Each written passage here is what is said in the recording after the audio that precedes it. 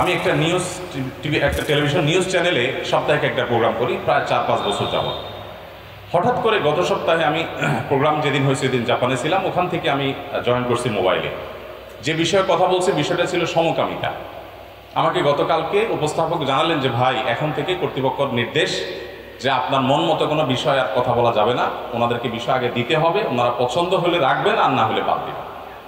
তো কালকে সেটা বিসমিল্লাহ হলো, আমাকে বলা হলো আজকে প্রোগ্রাম, বলা হলো যে তাহলে বিষয় কি হতে পারে দেন, ওনারা ওটা চেক করবেন। আমি বিষয় দিলাম হলো ট্রান্সজেন্ডার ইসলামী দৃষ্টিকোণ।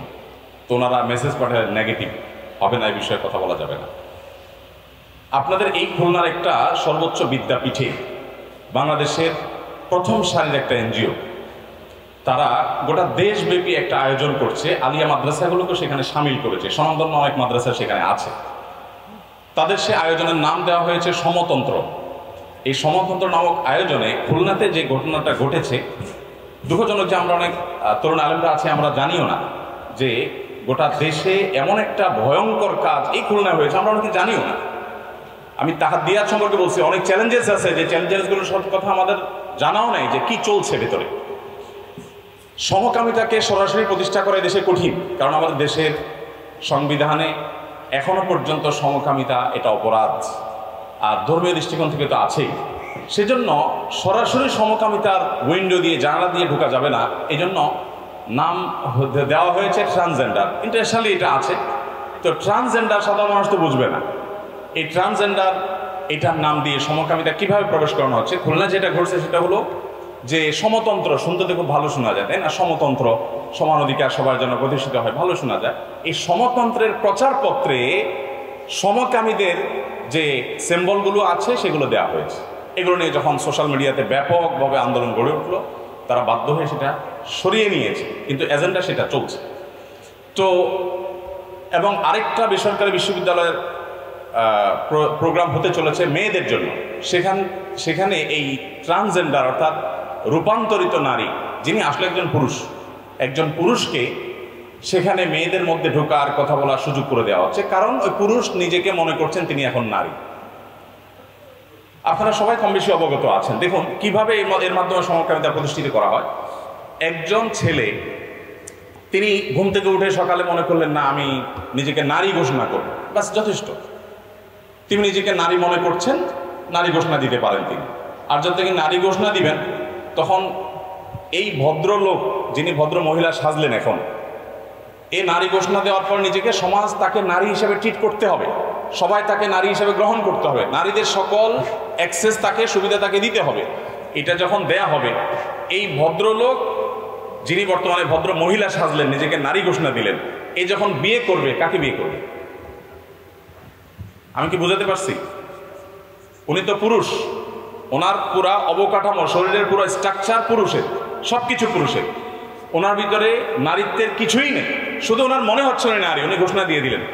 এখন এই ভদ্রলোক বা ভদ্রমহিলা যেটাই বলেন, উনি যখন বিয়ে করবেন, যেহেতু উনি নারী হিসাবে সমাজে স্বীকৃত, তাহলে বিয়ে করবেন একজন পুরুষকে, অথচ উনি আগে থেকে কি আছেন? তাহলে এবার পুরুষে ঠিক একই কথা মেয়েদের বেলা প্রযোজ্য। কিভাবে সমকামিতা প্রতিষ্ঠিত করার জন্য এক একটা উদ্যোগ নেওয়া হচ্ছে, হাজার হাজার কোটি টাকার ফান্ড ঢালা হচ্ছে, বিশ্ববিদ্যালয়গুলোকে কেনা হচ্ছে, তরুণদের মগজ ধোলাই করা হচ্ছে ব্যক্তি স্বাধীনতার নাম দিয়ে। আজ চায়নায় মানুষ নাই, মানুষের অভাব, হাহাকার। দক্ষিণ কোরিয়া, জাপান, যে দেশগুলো ব্যক্তিগতভাবে আমি ঢুকে অনুসন্ধান চালানো, দেখার সুযোগ হয়েছে, সেগুলোর কথা বলছি। ইটালির কথা প্রথম সারির গণমাধ্যমে আমি দেখেছি। মানুষ নাই, জন্মের হার বাড়াবার জন্য সরকার প্রণোদনা দিয়ে মানুষের জন্মের হার বাড়াতে পারছে না, কারণ এই সমস্ত বস্তাপতা সস্তা আইডিয়াগুলো তাদের জন্মের হারকে একেবারে বন্ধ করে দিয়েছে এবং ধ্বংসের দিকে তারা চলে গেছে। এখনো মুসলমানরা আলহামদুলিল্লাহ ভালো আছে, সেগুলোকে ধ্বংস করবার চক্রান্ত চলছে। আমি একটা বললাম, এরকম অন্তত আরো 10টা ষড়যন্ত্রের কথা বলতে পারবো, যেগুলো খুব ডিপলি, একদম গভীরে বাংলাদেশের প্রতিটা রন্ধ্রে প্রবেশ করে গেছে। এই ট্রান্সজেন্ডার আপনারা জানেন, স্কুলের বাচ্চাদেরকে পর্যন্ত শেখানোর আয়োজন করা হয়েছে, এবং এ বিষয়ে আমরা কথা বলেছি, এবং সরকারের বিভিন্ন সংস্থার সাথে ব্যক্তিগতভাবে আমি ঘন্টায় ঘন্টা বৈঠক করেছি, বিভিন্ন সুপারিশনামা দিয়েছি, এবং সেখানে আলহামদুলিল্লাহ কিছুটা কাজ হয়েছে, যদিও বেশিরভাগ কাজে আইওয়াসমূলক, মূল জিনিস সবই রয়ে গেছে। তো ট্রান্সজেন্ডার স্কুলের বাচ্চাদের গেলানোর চেষ্টা করা হচ্ছে, আমরা কোথায় যাচ্ছি? এরকম আরেকটা চ্যালেঞ্জ হলো এনকারে হাদিসের ফিতনা। ইনকারে হাদিসের ফিতনা সম্পর্কে আর লম্বা চড়া কথা বলার দরকার নেই, আসেন এখানে কিছু কথা আলোচনা হয়েছে আলহামদুলিল্লাহ। এটাও খুব ভয়াবহ আকার ধারণ করেছে এবং এতটাই ভয়াবহ আকার ধারণ করছে, আমাদের মুশকিল হলো অনেক ফিতনা যখন মাথা ছাড়া দিয়ে ওঠে তখন আমরা টের পাই, ততক্ষণে আসলে আর কিছু তেমন করার থাকে না, এটা নাগালের বাইরে চলে যায়। তো এরকম একটা প্রোগ্রাম কোনো একটা টিভি চ্যানেলে প্রচারিত হচ্ছে, আমি জানতে পারার পর ওই চ্যানেলের কর্তৃপক্ষের সাথে যোগাযোগ করার সুযোগ ছিল, ওনাদেরকে রিকোয়েস্ট করার পর ওনারা বন্ধ করে দিয়েছে। তো কালকে রাতে আমাকে ফোন দিয়েছে, ওনারা দিয়ে বলছেন যে আমরা আপনার সাথে বসতে চাই। আমি বসার কি, এদেশে বড় বড় মাইকরাম আছেন, সিনিয়র আলমদের সাথে বসেন আপনারা, ওনারা যদি মনে করেন যে আপনারা সঠিক ট্র্যাকে আছেন তো আলহামদুলিল্লাহ আমি আবার ওই চ্যানেলে বলে দেবো ইনশাআল্লাহ বিদিল্লাহ, যদি ওনারা আমার কথা শুনেন তো বলতে অসুবিধা নেই। তো বলার উদ্দেশ্য হলো যে অসংখ্য চ্যালেঞ্জগুলো আমাদের সামনে পড়ে আছে। সৈয়দ আবুল হাসান আলী নদভী রহমতুল্লাহ বাংলাদেশে একবারই এসেছিলেন এবং বাইতুল মুকাররমের দক্ষিণ গেট না যেন উত্তর গেটে দাঁড়িয়ে তিনি একটা কথা বলেছিলেন। তখনকার খতিব আব্দুল্লাহ সাহেব রাহমাহুল্লাহর উপস্থিতিতে হযরত মাওলানা সালমান শাহ হুজুরের মুখ থেকে বা বহুবার এই কথা আমি শুনেছি। তো হুজুর বলেছিলেন যে আলী নদভী রহমতুল্লাহ বলেছেন যে বাংলাদেশের মানুষ এরা আমার বাংলা যদি বলতে যায় এরা আমার পুলক বিস্ময় এবং ব্যথার কারণ। একসঙ্গে এদেরকে দেখে আমার পুলকিত হয় যে বাংলাদেশের মানুষের মধ্যে দ্বীনি জজবা এত বেশি, পৃথিবীর অনেক দেশের মানুষের মধ্যে এত দ্বীনি জজবা নেই। এটা পুলকিত হওয়ার কারণ, বিস্মিত হওয়ার কারণ হলো এদেশের ওলামায়ে কেরাম আওয়ামের সামনে নাই, আওয়ামের পেছনে আছে।